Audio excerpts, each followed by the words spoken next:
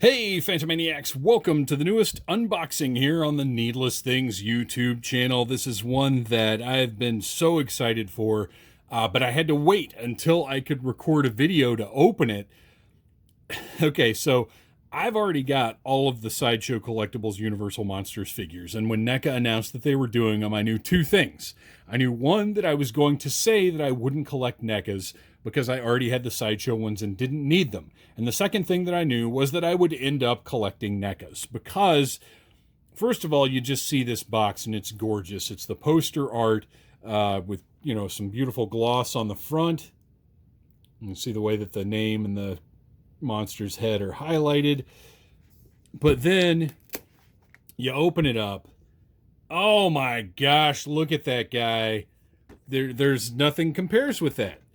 On the back of the box, you've got some cool pictures of the figure. You know how that goes. You know how NECA does. As always, I almost would rather just have movie stills, but it's nice to see the figure photography on the back. Includes 6 interchangeable hands, 3 interchangeable heads, shackles, and daisies.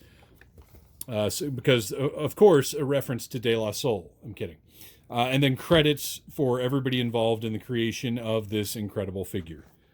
So let's just get right to it. This is the color version. There is also a black and white version available, but as much as I get it and I appreciate that they're doing the black and white stuff, it's just not for me. I want it in living color, grotesque living color.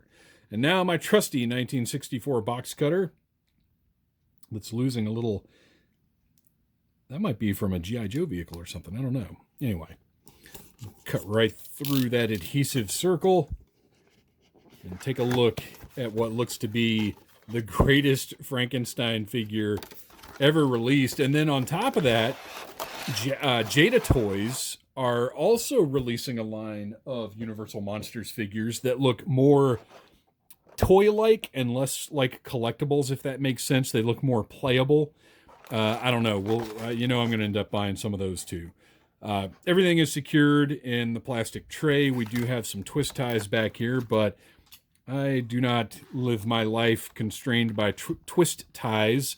So I will take my trusty Dollar Tree fingernail clippers and snip right through those things in order to maximize, or I guess minimize, the amount of time it takes to get this thing out of this plastic tray. I was going to say maximize our time playing with this figure, but I mean, once it's out, how do you even qualify that?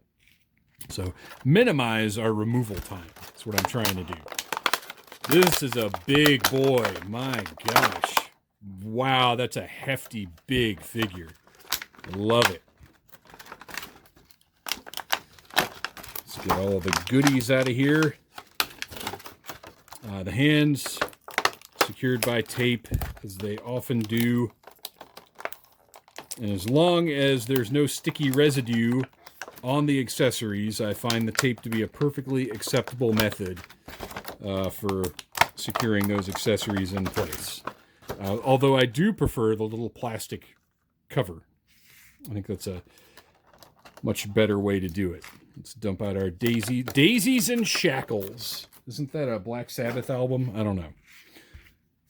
All right. Let's get all this business out of the way here and take a look at Frankenstein, who I at one time would have insisted upon calling him Frankenstein's monster.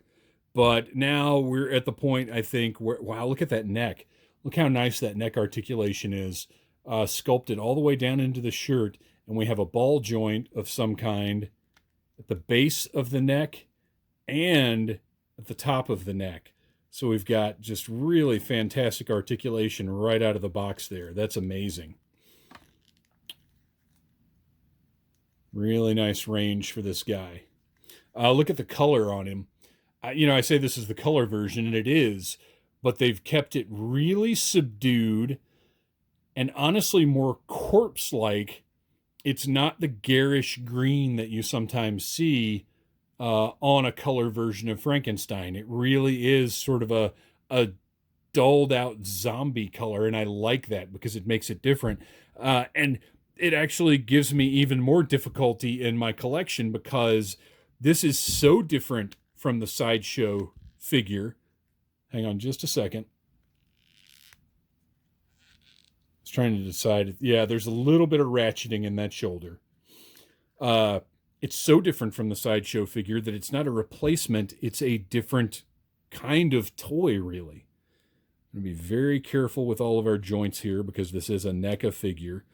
Pretty nice elbow bend there, I got to say. It's a little bit more than 90 degrees, if you can see. And looks, the profile when it's down is pretty nice. I'm happy with that. And then the detail on that forearm with all of the cuts and those fingernails. And then over here on the other side, of course, you've got the, I don't want to say trademark, but it is, where everything's been pieced back together. Looks really fantastic. The detail is what you expect from NECA. His suit, big, bulky, black suit, looks great. Knees, nice degree there. I mean, how much do you need? How much posability do you really need out of Frankenstein? Have you seen the movie? The guy is not he's not Spider-Man.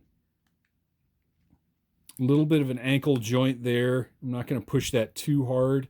And then, of course, the shoes with the lifts in them. You can see the detailing there. I love it. Where the lift has been added in between the sole of the shoe and the shoe itself. I think that's great. Just really nice job on the sculpting and on the paint here. You can see, it looks like a dead guy's suit. They've done a nice job with that. So let's take a look at what he came with. And just the size on this thing is just fantastic. I mean, this is a massive figure, as it should be.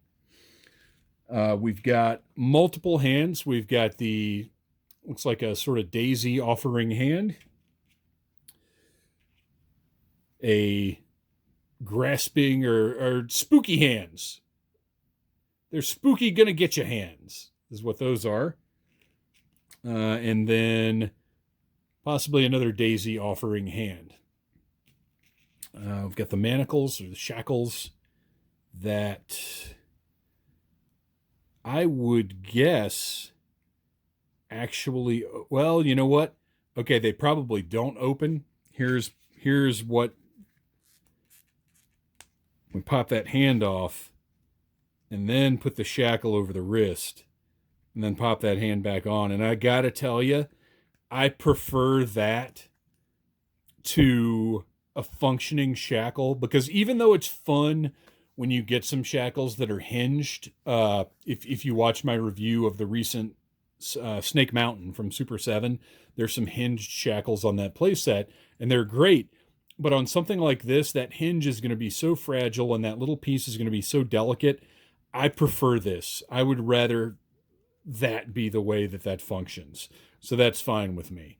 And of course, you've got a chain, but it's not just a chain. It's a chain that's painted to look old and scummy. Really nice detail there. And then you've got your daisies. It's a daisy age, y'all.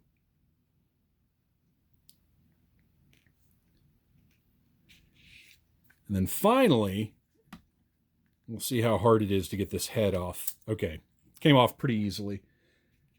And we've got a couple of different facial expressions. We've got the happy guy, Frankenstein. I'm not going to force that on. Yeah, just look at that. That sculpt and that paint is phenomenal. Absolutely incredible. And then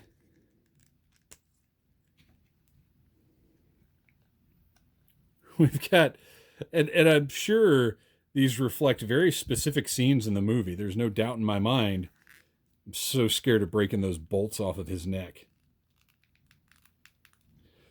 That's as far down as I'm going to push that without heating it up. Yeah, kind of like wise guy Frankenstein cracking a joke. You hear one about Wolfman?